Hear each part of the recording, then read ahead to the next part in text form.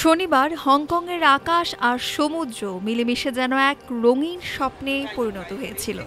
কারণ চারটি বিশাল pop culture icon Labubu, Doraemon, Sesame স্ট্রিটের এলমো ও ম্যাকডোনাল্ডসের গ্রিমেস ভেসে এসেছে ভিক্টোরিয়া হারবারে শহরের ওয়াটার প্যারেড উৎসবের সূচনা করতে।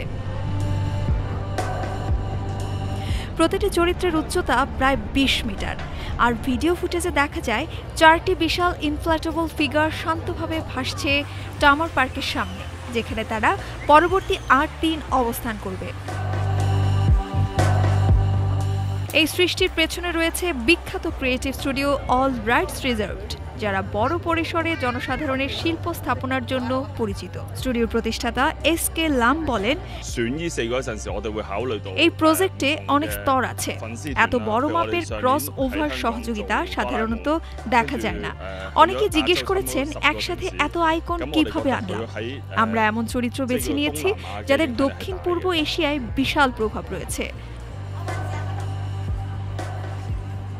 দর্শক চ্যান, যিনি একজন চিত্রশিল্পী, তিনি জানান, সবগুলো আইকনকে একসাথে ভাসতে দেখা সত্যিই দারুণ ছিল। লাবুবু এখন হট টপিক, কিন্তু আমি দেখেছি বেশিরভাগ মানুষই ডোরেমনের ছবি তুলছে। ডোরেমন সব বয়সের মানুষকে টানে। এই ইনফ্ল্যাটেবল চরিত্রগুলো হলো ওয়াটার প্যারেড মার্কেটের মূল আকর্ষণ, যা চলবে ১ নভেম্বর পর্যন্ত। ইভেন্টে থাকবে নানান আন্তর্জাতিক থিমযুক্ত পপ আপ, যেমন নেটফ্লিক্সের K-pop Demon Hunters, Stranger Things season 5, Squid Game, Snoopy ও দ্য পিনাটস ফ্যামিলি। উৎসবে আরও থাকছে খাবার ও পানীয়ের স্টল, গেম জোন, বিশেষ ফটো স্পট আর ক্যাপসুল টয় কর্নার, যা পুরো আয়োজনকে এক উৎসব মুখর কার্নিভালে পরিণত করেছে।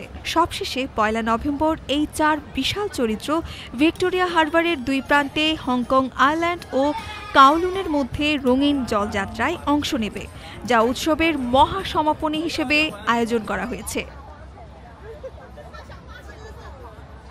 News desk, Dhaka today.